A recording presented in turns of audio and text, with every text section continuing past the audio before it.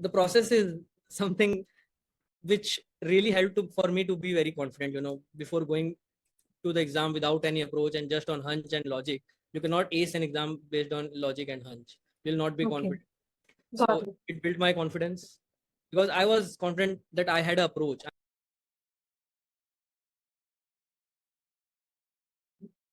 So, hello everybody. Welcome to today's video debrief session where we have a very, very special guest with us, Gaurav, who scored an amazing 725 on his recent GMAT attempt, but humongous 180-point improvement from his full mock score of a 545, and an amazing improvement of 22 points on his DI from a DI 63 to a DI 85. So, Gaurav, it has been one long journey. Congratulations. Really glad we're doing this. So how does it feel to be finally on the other side? Yeah, it feels great. It feels really great. So the journey, to go through that journey and to achieve what you set out to achieve is really great. So starting with a 545 and a 63 in DI, and then going out and achieving a 725, which was my target, like close to my target.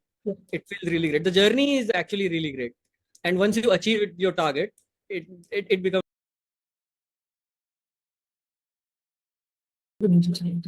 So I did not have a structured approach. I just sort of read the question.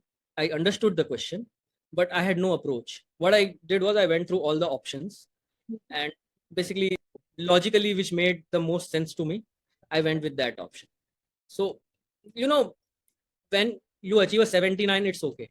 But when you know that you have followed an approach to get that score, and whatever has went wrong is because of some approach or some problem with your approach, then you can say, this is the problem that I can solve.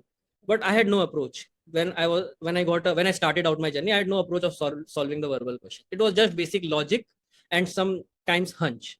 So वो दोनों का mixture. तो उसमें how can you be confident when you are? Take us through that and what difference did that make in your experience? So GMAT's approach of owning the data set before jumping into the questions, like literally starting from the word. When you are starting a DI question, you start from the first word that is given, and then you read the first sentence that is given, understand the graph before going into the specifics. You visualize the graph and try to understand what the graph is telling you and how you can visualize that graph.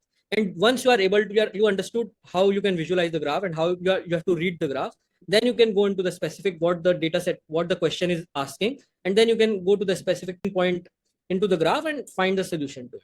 So the e-GMAT's approach of owning the data set really helped me in improving my score from 63 to 85 in DI. So DI may, although I was good at my quant skills from the get-go, but yeah, the process to own the data set, understand the data set before jumping into the question really helped me to.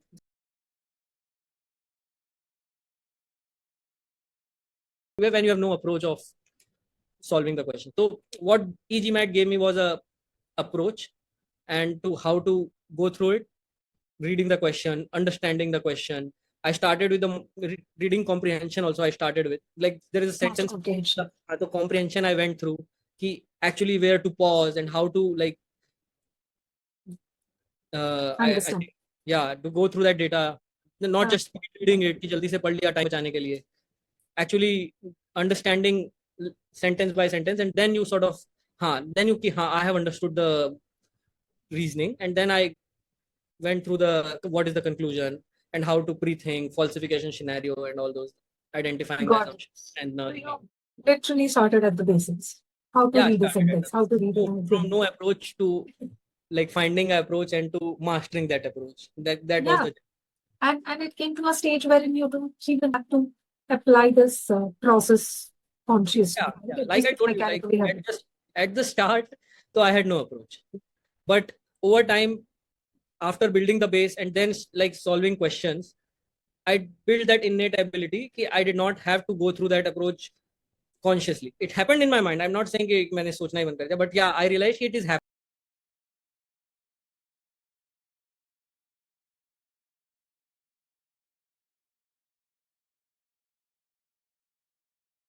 मैंने fluke नहीं है.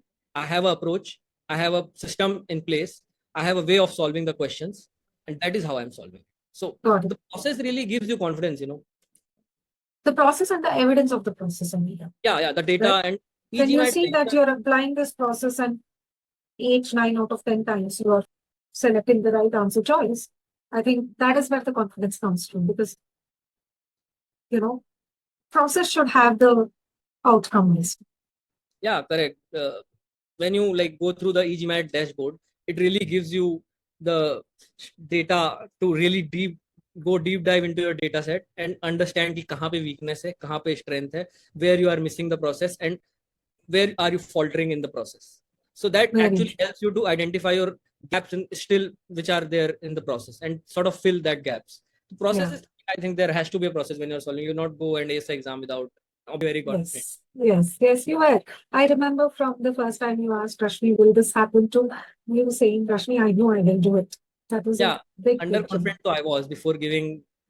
I was really like doubting myself again and again. Not will I be able to get it in verbal, and then sort of going through the process, mastering the process, understanding how to solve the questions. That process, I think, is like I keep saying it again and again. The process is something which will help you to